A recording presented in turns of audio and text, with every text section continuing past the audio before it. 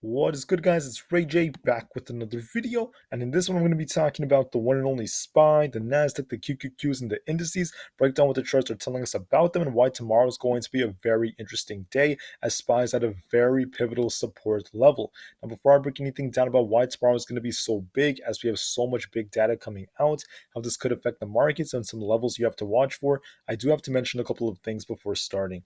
Firstly, I'm not a financial planner. Make sure you take none of this as financial advice whatsoever. And also, if you guys can, please smash the like button if you want to see more videos like this. It not only benefits me, it benefits the entire community as a whole. And the last thing is, if you guys can, please check out the Webull link down below and in the description. If you sign up for Webull, the link down below, and deposit any amount of money into the account, whether it's $1 or $100, it's up to you. You're guaranteed up to 12 free stocks, each valued at up to $3,000. And the best part is, any could be a free Tesla share. It's a limited time offer. The offer ends in just 6 days. Make sure you check it out before they run out. With that out of the way, let's get on with the video. So when it comes to SPY, it did close down about 0.14% for the day, but it's not necessarily the end of the world. And overall, we are barely holding some very important support. Now, what's coming out for tomorrow is going to be some very important economic data. Before I mention that, I just wanted to say that the FOMC minutes came out today, and this did ultimately cause the market to pull back a bit. Now, the reason for that is because of the fact that the Fed basically reiterated their points about how they're prepared to be a lot more hawkish. Tightening is likely going to continue, and why on earth inflation is not near the target they have at 2%. But one thing that's a little bit different is a few of the members said that they wanted half a point or 50 basis points, and that would actually improve the inflationary situation, right?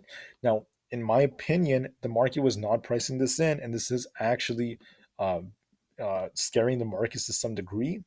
Seeing the fact that Americans are just continuing to pile into credit card debt. Now, I also want to note that tomorrow is going to be very interesting as we do have some very important data. We have some GDP data before the market opens an hour before, and then also initial jobless claims, once again, 1 hour before the market opens. And a little bit later, we also have some Fed speakers. And all of this is happening the day before PCE comes out, which is going to be on Friday. So please be prepared for all of this. I do expect this to move the markets a lot. Now, I can't really predict exactly what's going to happen because it depends on the data.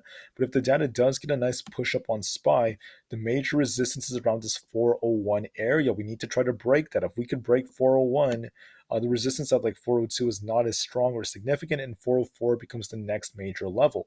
But 401 is going to be huge. We have to try to break that if we want hope for the bulls. Now, for the bears out there, the bears are basically bringing this thing down pretty hard every time we get rejected off this 401. And right now, the bulls are just trying to hold 397. That's the next major level. And the bears got very close to trying to break it today. They're fighting. 397 is the level to watch. If the bears come out and they break this level, SPY is going to come all the way down, in my opinion. First off, there's 395. There's no guarantee support is that strong there. The really strong support is going to be 393. That could come pretty quickly, and after that comes 390.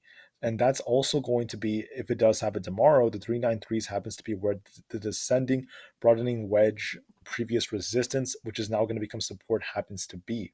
So very interesting, and I'm referring to the big trend line we had for quite a while.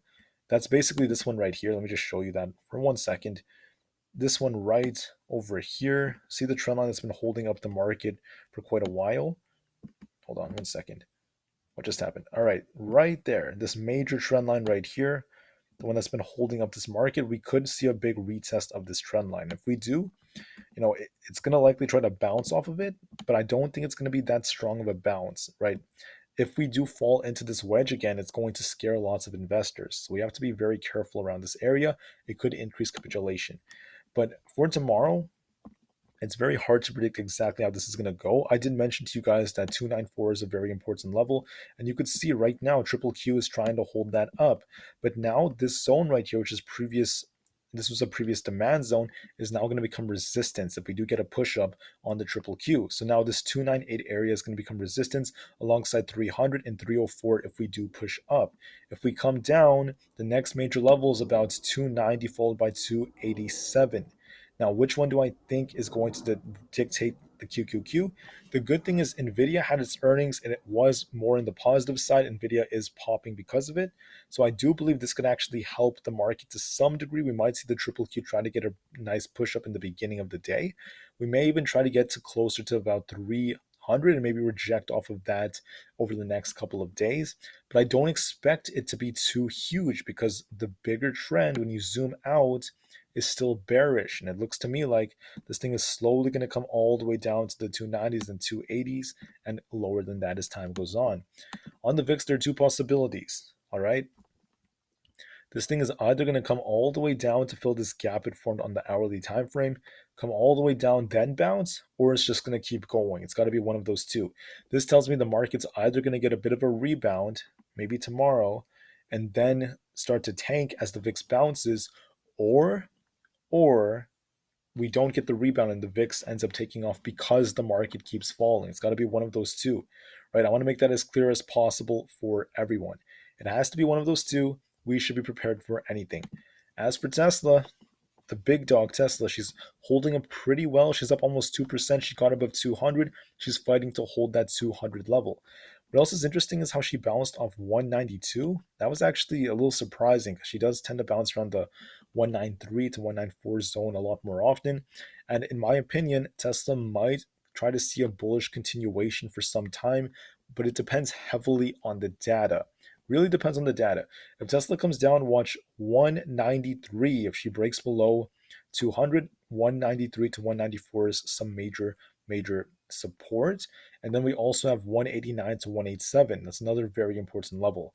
For resistance, if it breaks 200 flats and keeps going from there, 205, 209, and 215 are the next major levels. In my opinion, it seems a little bit more likely like Tesla's going to try to hold at least a little bit for the time being as we are approaching Investor Day. We're getting closer to it.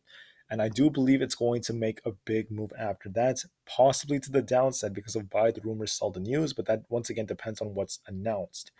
Meta, in my opinion, is trying to get a small bounce, but overall it is looking net bearish in my opinion. Could it bounce? Yes. Could it try to get it above 172? Maybe. But then we do have this giant gap down here. It could come all the way down later on. So please be very cautious, guys. Meta is not looking the best. Looks like a very good short. And you just have to be prepared for that. Microsoft, very similar. This would be another good short in my opinion. Before it shorts to the downside, we're holding 250. It might try to bounce here. It might try to get this gap filled first before it continues. We'll just have to wait and see how that goes in the meantime. Now, Apple is also just barely in the green, but I do believe that Apple is still barely hanging on. We do have two gaps. There's one above and there's another one, I think, well below. I think we actually did we finish filling it? I think we almost finished filling it. We haven't finished filling it just yet, right? So I'm going to be watching what Apple does from here. It might try to get a small bounce, try to get all the way up to this gap fill area. If it could break 150, so far that is some major resistance, at least for today. It's struggling a bit to break that. If that fails, Apple's going to come all the way down to the 146 to 145 area. And that's where this thing will fill its gap. And if it does come down that much, it's going to bring the market down. The dollar is continuing to push up. It's now getting closer to 105, suggests that the market has more downside. I don't know if the market's going to just slow down a little bit to then continue going, but either way, this thing is telling us the market has more downside to come. Amazon, very interesting. This thing was actually pretty strong in the very beginning of the day. Let me just show you what I'm talking about.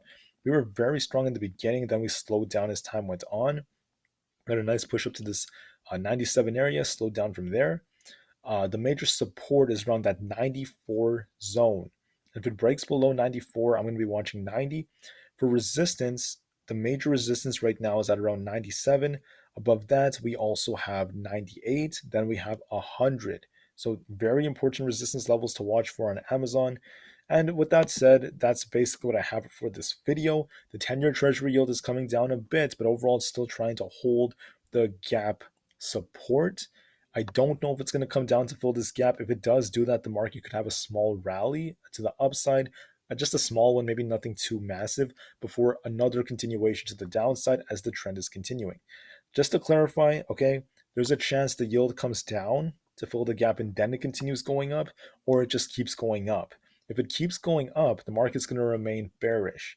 If this thing comes down to fill the gap and then it bounces, the market might have a small rebound and then continue to drop later. We just have to wait and see what the data tells us. It's very hard to predict, but that's basically what I have for this video. So I want to thank you all so much for listening. Nvidia is up 8% after hours at the time of recording this. Looks pretty good right now. Will this hold tomorrow? For the most part, yes. I do think Nvidia is going to keep going for it tomorrow, but the problem is we do have some big data that could try to slow this thing down to some degree. So if you're playing this for earnings, watch out for that IV crush, watch out for implied volatility, and remain very cautious. Anyways, thank you for listening. Have a great rest of the day. Remain calm, cool, and collected, and I'll see you guys in the next one. The market to the moon because the long-term future is still incredibly bright, and peace out.